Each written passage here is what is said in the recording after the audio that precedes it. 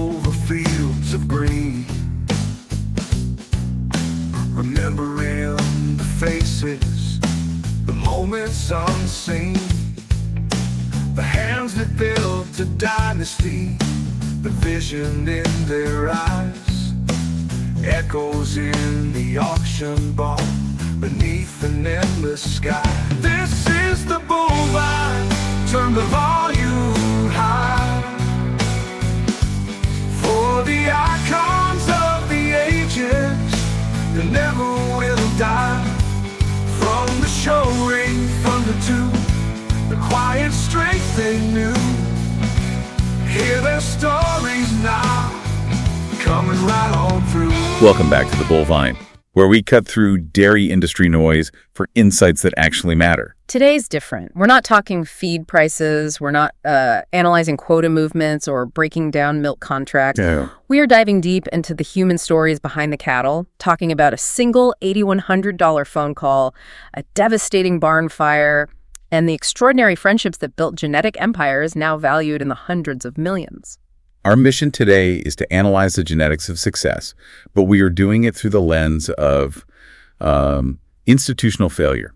We've compiled an incredible stack of sources detailing the rise of two legendary Holstein matriarchs, Westwood H.C., Rudy Missy, and Stooky Elm Park Blackrose. Two of the greats. And what their lives teach us about instinct versus data, and critically, why the experts in the room keep missing the cows that matter most. That failure is the uncomfortable truth we need to deal with. I mean, every single dynasty we will discuss today began with a cow that the consensus walked away from. Every single one. So if you are a breeder focused on long-term generational success, you need to understand precisely why the conventional wisdom of the time missed the biggest opportunities, because I guarantee you that same bias is operating in your barn today. Okay, let's unpack this. To start, we have to paint the scene of failure back in 2003. February 2003. The setting is the Wisconsin Holstein Convention's sweetheart sale.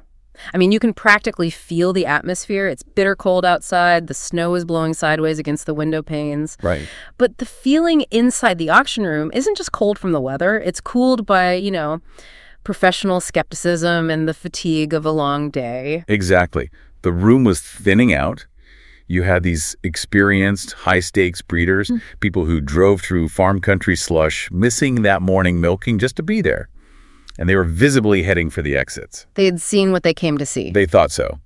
And all this while, a specific 5-year-old Holstein was standing in the ring, ready to sell. That cow was Westwood H.C. Rudy Missy. And the bidding had stalled out at a figure that, for an elite pedigreed auction, felt almost insulting. Really did. It was stuck in the low thousands, maybe a tenth of what the star lots earlier in the day had commanded. Everyone was looking for the flaw to justify walking away. And the consensus had formed. That consensus, that groupthink, is almost always a death sentence in genetics. They had found the fatal flaw, the reason to reject her, whispered among the auctioneers and bidders. Her rump wasn't entirely balanced. Her rump. Wait, think about that technical critique for a moment. Unbalanced rump. In 2003, we were still heavily focused on extreme type and classification scores, the visual perfection that wins banners. An unbalanced rump, meaning the hip structure didn't meet the aesthetic ideal for the show ring. It wasn't perfect. It wasn't perfect. And that was enough for the entire professional community to say, not a sure thing, too much risk, we pass. She was a reject based on a subjective visual standard of the time. Which perfectly illustrates our mission today. We are systematically terrible at recognizing genetic value when it stands right in front of us. We really are. We focus so much on that minute flaw, the unbalanced rump, the slightly curved leg, the score on paper, that we miss the engine of generational transmission underneath. It's the difference between investing in a highly polished machine versus investing in the raw, essential power source. And that's the uncomfortable truth. She was dismissed by everyone who saw her walk. Now let's jump into segment 1. The phone call, betting on pure instinct. The room is effectively silent. The competitive bidding had stopped. Steve Hayes, one of Missy's co-breeders, is standing there watching another potential bidder shake his head and just walk away. Oh, I can feel that feeling. You can just feel that moment of creeping doubt, that whisper every breeder knows. Have I been fooling myself all along about this cow? That's the high-stakes moment where your confidence evaporates. But then the universe intervenes, or more accurately, deep-seated instinct takes over. The bidding had stalled. The room was done. But then the phone rings. The phone. It's ringing in the back office of the sale. And on the other end is Matt Steiner from Pine Tree Dairy in Ohio. What is absolutely crucial here is that Steiner had never laid eyes on Missy in person. Never seen her. He was hundreds of miles away. He was relying entirely on paper, reputation, and critically, an intuition honed by decades of working with successful maternal lines. He was relying on the data points everyone else in that room was actively ignoring because they were fixated on the visual flaw. He didn't see the unbalanced rump. He saw the pedigree and the production potential printed on the sheet. He placed his bid sight unseen. $8,100. $8,100. Let's pause on that number. In 2003, for a cow with a massive reputation gap, that was still a significant speculative bet. And that secured the cow. I mean, think about the ROI of that single decision. Westwood HC Rudy Missy went on to become the 2014 Global Cow of the Year. A decade later. The fact that she was still dominating the conversation a decade after she was nearly rejected at auction is staggering. The multiplier effect on that single gut instinct bid is truly generational. Her descendants are not just good cows. They are the foundation of modern breeding programs. Literally the foundation. We're talking about Siegel Bay Supersire, who, through his semen sales, went on to have over 100,000 daughters worldwide. That is an unbelievable genetic footprint on the entire breed. 100,000. I mean, it's a number that's hard to even comprehend. And the legacy doesn't stop there. We're looking at Genosource Captain, a direct descendant who held the coveted #1 TPI position for 7 consecutive croof, runs right through December 2024. 7 in a row. He remains one of the most influential sires in the breed right now. For our listeners who may not live and breathe these numbers daily, TPI Total Performance Index is the global metric that dictates breeding direction. It weighs heavily for health, longevity, and high production components. The fact that Missy's line is still producing the #1 ranked sire 2 decades later proves the depth of that $8,100 investment. What's fascinating here is the sheer financial gravity. That $8,100 phone call generated hundreds of millions in semen sales, not tens of millions, hundreds. It's almost incalculable. If you break down the sales figures of Super Sire and Captain over 2 decades, the return on investment is it's astronomical. I have to challenge you, and let's challenge the listener right now.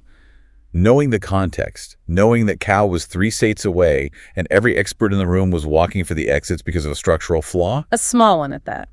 would you, based solely on her pedigree and reputation, place an $8,100 bid? It's easy to say yes now, knowing the outcome.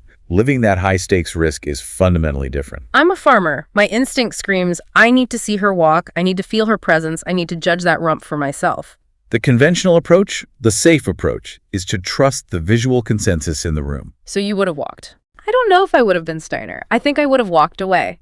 And that's exactly why I'm sitting here talking about the $100 million genetic dynasty instead of owning it. Steiner didn't trust the consensus. He trusted his own experience, honed over decades, and the deep maternal pedigree everyone else dismissed for a cosmetic flaw. This raises a critical analytical point. What exactly did Matt Steiner buy?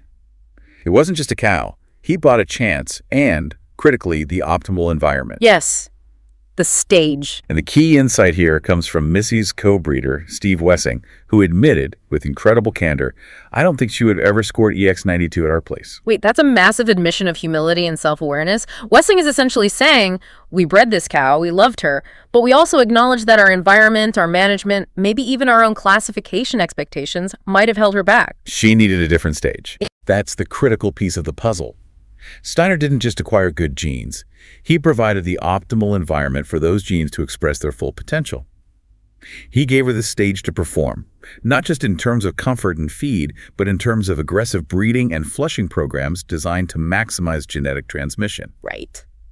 That single anecdote forces us to question, are we maximizing the potential of the genetics we already own, or are we inadvertently limiting them by the environment we provide and the standards we impose? That's a practical check every farmer needs to make. We spend so much time chasing the next great bull, but are we walking past the greatest cow we'll ever own because she doesn't meet the visual standard that we impose, rather than the genetic potential she truly holds? It's a powerful moment of instinct over collective dismissal. But to truly understand Missy, we have to rewind further, back to the early 1990s and the foundation of her life, a foundation built on partnership, not profit. This is segment 2. The two Steves, a partnership forged in fire. This is where the story shifts from financial risk to deep emotional commitment. Steve Wessing and his wife Cheryl started out in the early 1990s with just 18 registered Holsteins from the Milkstein herd. Just 18, a small start. And they were immediately warned by industry veterans that the herd lacked type. The critique was focused, again, on aesthetics. Always the aesthetics. And when those first cows were classified, the industry warnings seemed accurate. Only one cow scored. Very good. Milkstein citation Della, the direct ancestor of Missy. Just one. But Della was the kind of cow you rely on. She showed up every day, did her job, and was low maintenance. She didn't win ribbons, but she delivered the goods. But Wessing trusted his eyes over the conventional wisdom. He saw consistency and depth of pedigree, not just flash. And the other Steve, his neighbor Steve Hayes, was also paying extremely close attention. This is a quiet story about observation across a shared fence line. It really is. Here's what gets me about this part of the story. Hayes wasn't consulting. He was studying. He walked past that fence line every morning, watching Wessing's young cows, how they moved, the depth through their hearts, the structural soundness that classification scores often miss. He was looking for the engine underneath the paint job. And when Della's granddaughter, Westwood Elton Mimi, came along, both Steves recognized that she had that unquantifiable quality. Mimi was described as a treasure of a cow, very low maintenance, easy to work with. And personality. She had personality. She made sure she was always first at the feed bunks. The quintessential farmer's cow, the kind that pays the bills. But then the story takes a devastating turn because farming is often brutal. The disaster came. The fire. Anyone in agriculture knows a barn fire is the absolute nightmare scenario. Imagine the sound of the structure collapsing, the smell of burning hay, the terror, the helplessness, as years of work disappear into the smoke and ash of one night. The sources recount that Mimi's 13-year-old grandmother, Claudette, survived the flames and the chaos. She had already given Wessing a phenomenal 250,000 pounds of milk. A huge producer. But the trauma caused hip damage, effectively ending her milking career just short of the 300,000-pound milestone. She was done. Her legacy survived, but her career didn't. And Steve Wessing was left standing there, staring at the ash-covered remains of his business, doing the brutal, demoralizing math of loss. He had no financial path forward except to call a dispersal sale in December 1994. It's the moment where you sign the paperwork and admit that sometimes the uncontrollable forces win and you lose everything. But this is where the partnership truly saves the genetics, and maybe saves the person, too. Before the auction even started, Steve Hayes approached Wessing. He worked at a private handshake agreement. What's the deal? If Hayes bid highest on Mimi, they would own her together. Wait, think about that level of partnership and emotional commitment. Hayes wasn't bidding primarily to profit from his friend's loss. He was stepping in to share the burden, to keep the genetics alive, and to ensure his friend remained connected to the life and the success they had both watched and believed in. When's the last time you saw that level of friendship and selflessness at a high-stakes auction? I can't think of one. Hayes kept raising his hand past the point where most breeders would squirm and drop out of financial prudence. When the gavel finally fell, the two friends became co-owners of what would eventually be one of the most valuable cows in Holstein history. It's the definition of turning adversity into a shared opportunity, not for selfish reasons, but for preservation. And it paid off in 1997, although they felt only disappointment at the time. How so? They bred Mimi to start more Rudolph. The AI stud specifically wanted a bull calf from that mating, the quick cash flow. Of course. The industry wants the immediate financial return on a bull sale. But the result was a heifer calf. Oh. Westwood HC Rudy Missy. The one they didn't want. At the time, that must have felt like a punch in the gut. The universe actively not cooperating. You do the math on the lost bull sale and you feel the disappointment. It was only in retrospect, decades later, that they could see how the thing that frustrated them, a heifer calf, became the foundation of the dynasty that would redefine the breed for the next 50 years. And that dynasty was built on Missy being a genetic multiplier. She ultimately produced 18 sons accepted into AI service and 42 daughters classified excellent or very good. Just incredible numbers. That's relentless high percentage transmission of positive traits. It wasn't a single home run. It was a consistent line drive, generation after generation. Which again reinforces the theme.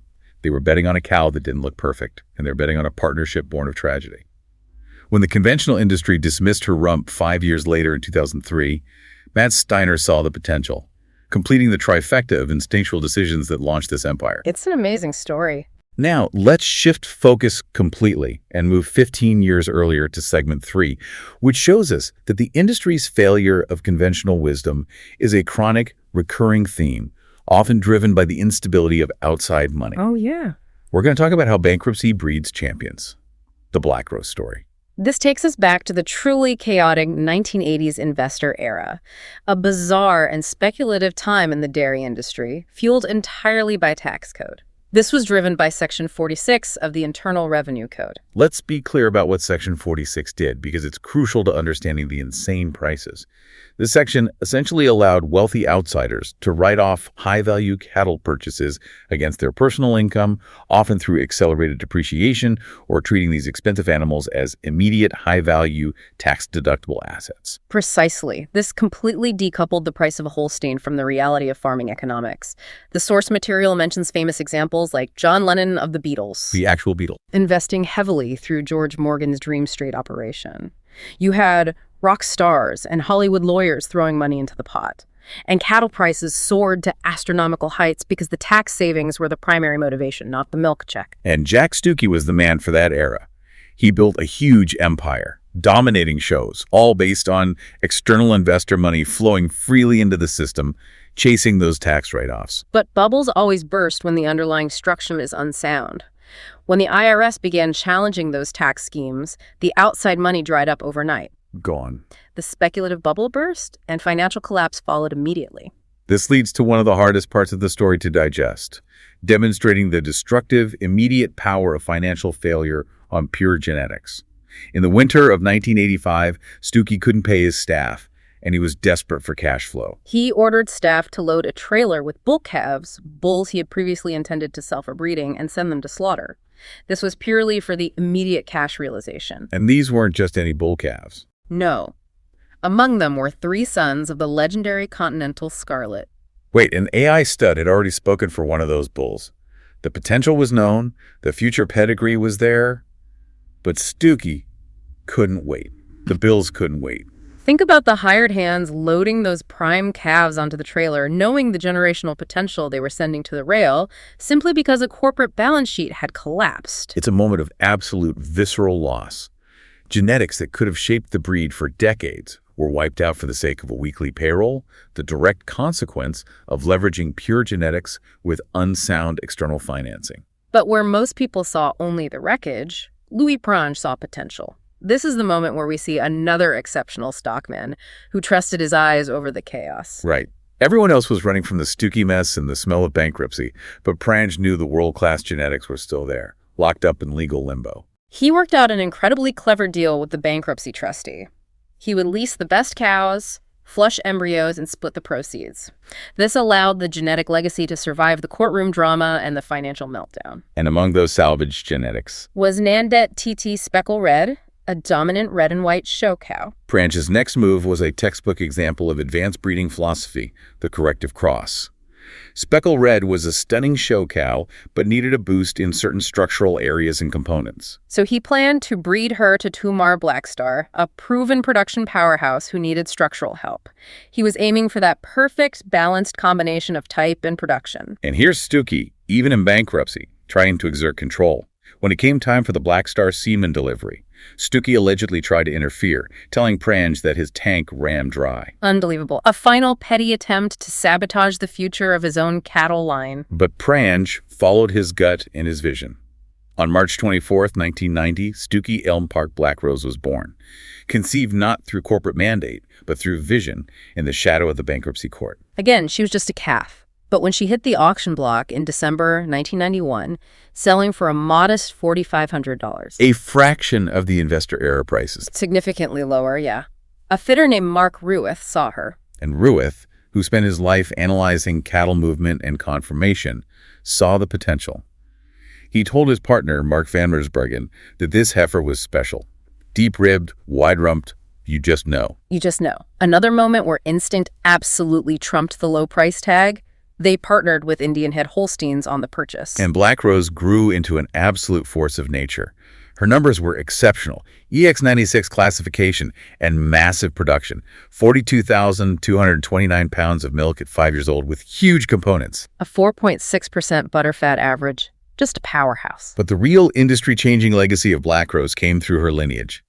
That line eventually led to Lavender Ruby Red Rose Red, who in 2005 did something truly unprecedented. She became the first and only red and white cow ever named supreme champion over all breeds at World Dairy Expo. We have to let this moment land with our listeners. For decades, red and white breeders had been considered second tier. Absolutely. They were told their cattle were beautiful, competitive within their color class. But structurally, visually, or genetically, they would never stand against the best black and whites in the ultimate contest. It was institutional dismissal of an entire genetic pool. The conventional wisdom had written off the color and the people who championed it. When Red Rose Red stood alone in the Coliseum at Madison, above every single other champion in the building, it was complete vindication. It was a massive, industry-wide correction. It proves something. It proved that the genetic potential salvaged by Prange didn't care about the bankruptcy court that tried to kill it, or the conventional wisdom that dismissed its color. They won the whole damn thing. And the dynasty is still active today, proving the long-term power of Prange's vision and the Black Rose cow. That same bloodline flows through Lady Rose Caught Your Eye, who was EX95 and dominated the colored shavings at the 2024 World Dairy Expo. It's a lineage that began in the wreckage of a financial collapse and defied every aesthetic bias in the book. It's the ultimate proof that you cannot kill great genetics with bad business decisions or restrictive classification standards. That brings us to segment 4, where we reiterate the uncomfortable truth by looking at the definitive historical comparison. The cheap cow wins. Again, we have to question, why does the industry keep making this mistake? The pattern holds relentlessly across eras. Let's go back to the legendary Hanover Hill dispersal sale in 1985, the very heart of that chaotic investor era we just discussed. On one side, you had Brookview Tony Charity. She was the conventional sure bet, the consensus pick, the poster child for the investment bubble. All the hype. She had the pedigree, the look, and the hype. She sold for $1.45 million. That was the price of guaranteed pedigree and perceived certainty. And then you had Designer Miss. She was the absolute overlooked cow. She sold for $2,100, the lowest price at the entire sale. She was the ultimate reject, the one every bidder walked past and dismissed as structurally inferior or lacking the necessary immediate pedigree hype. And yet, history tells the tale. Every single reject we've discussed, Missy for $8,100, Black Rose for $4,500, Designer Miss for $2,100, outperformed the conventional million-dollar sure bets of their respective eras in terms of deep generational genetic impact and longevity. The cheap cow won the legacy race every single time. What stands out to me is that the data available at the time, whether it was classification scores or the immediate pedigree hype, simply couldn't capture what made them special. They couldn't see it. The classification standards missed the depth of heart. The auction consensus dismissed the slightly unbalanced rump. The industry was blinded by immediate hype and structural perfectionism, confusing a beautiful animal with a foundational animal. So let's bring this analysis right up to the present. We are sitting here in December 2025. We have genomics now. We have tools that tell us more about a cow's potential than we've ever known. Health indexes, fertility indexes, advanced TPI weightings. Are we, as an industry, any better at avoiding this persistent mistake? I'm not sure I buy the conventional take that we are. We've just substituted one form of paper perfection visual classification, which was flawed, with another, genomic scores and indexes, which can also become dogma. That's a great point. The fundamental human challenge remains the same. The biggest mistake isn't buying the wrong cow, it's walking away from the right cow because she doesn't look perfect on paper or meet the current trending genomic consensus. That's the crux of the issue. We still apply human bias to the data. We prioritize a high, immediate index score that aligns with the current market fad, and we risk dismissing the cow with slightly lower numbers but deeper, proven maternal consistency, the kind that built the Missy and Black Rose lines. The sources reinforce that the legacies are still active and generating massive value today. We have the living proof. Genosource Captain from the Missy line is a defining sire of his generation, and Lady Rose Caught Your Eye from the Black Rose line continues to dominate the show circuit. And let's bring back one point that emphasizes generational transmission over individual flash. Rudy Missy's great-granddaughter, Ammon Peachy Shauna E.T., was named 2015 Global Cow of the Year. So that means? That means the grandmother and the great-granddaughter were back-to-back Global Cow winners.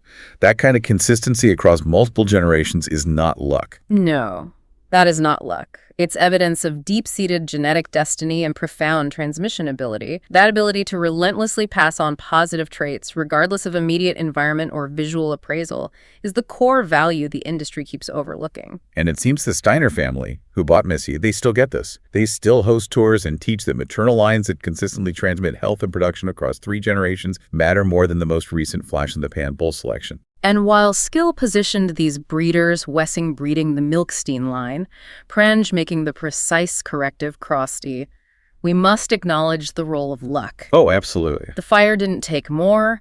Hayes had the money and the heart to bid. Steiner took the critical phone call. But those skilled stockmen were positioned to capitalize on the lucky break precisely because they kept trusting their observation when everyone else relied on easy convention. The lesson here is, skill puts you in the game. Instinct helps you recognize the winning card when it's dealt, and luck decides when the jackpot hits. That leads perfectly into our final segment. What does this all mean for the farmer who's driving to the feed store right now?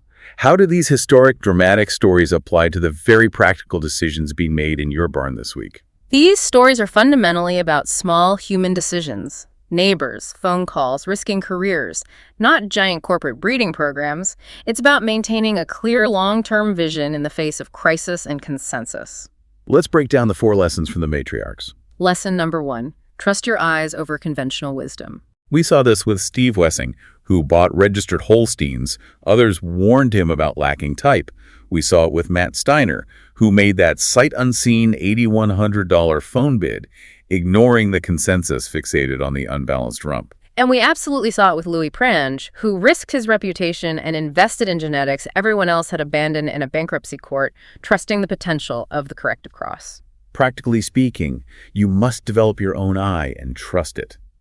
Don't dismiss a promising heifer because she falls outside the herd average TPI by 20 points, or because the classifier noted a small structural flaw. If she consistently shows up every day, if she's low maintenance, if her daughters outperform the average conventional wisdom be damned, that cow is paying your bills, not the index scores. Lesson number 2, build partnerships that share your vision. The 2 Steves are the perfect, powerful example here. They kept the genetics alive through a devastating crisis because they committed to sharing the burden. They created more together, Missy, than either could have created alone. 100%. Great genetics need great teams, especially when disaster strikes. And the partnership has to be based on shared long-term values, not just shared short-term profit. Hayes wasn't trying to make a quick buck off Wessing's loss.